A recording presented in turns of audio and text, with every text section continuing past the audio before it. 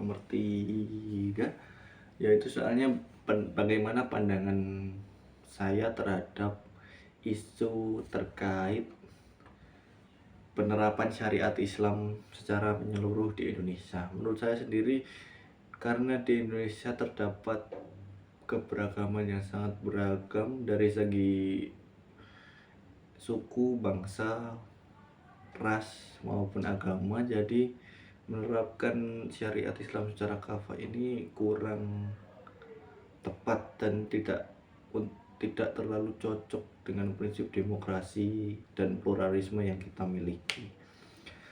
Selanjutnya, data sejarah yang terkait adalah pada masa penjajahan, Belanda menerapkan hukum-hukum mereka dan mengesampingkan hukum adat dan Islam. Namun setelah kemerdekaan terjadi perdebatan tentang peran Islam dalam hukum negara. Terdapat perdebatan peran Islam dalam hukum negara.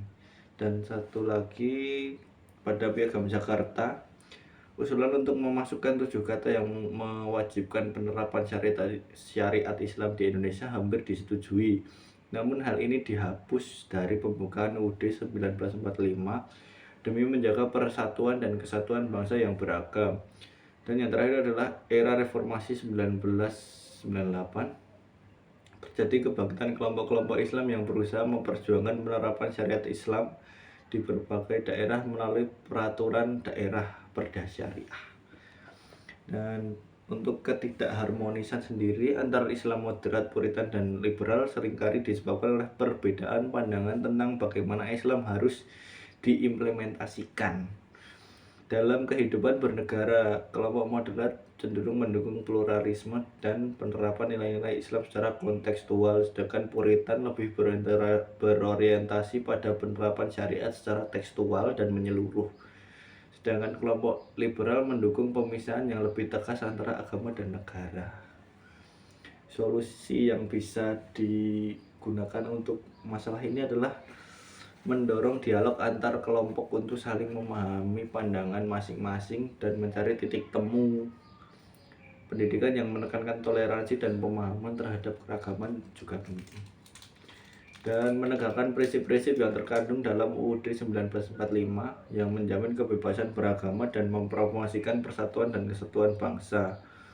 Dan Majelis Ulama Indonesia dapat berperan dalam merumuskan panduan yang bisa diterima oleh berbagai kelompok, serta memberikan pendidikan agama yang moderat dan meningkatkan kesejahteraan ekonomi dan sosial masyarakat sehingga isu-isu agama tidak menjadi alat politik yang memperkeruh suasana. Dengan solusi-solusi ini diharapkan ketidakharmonisan antar kelompok dapat diminimalisir dan penerapan nilai-nilai moderasi, nilai-nilai Islam dapat berlangsung dalam kerangka negara yang plural dan demokratis ini. Sekian dari saya. Wassalamualaikum warahmatullahi wabarakatuh.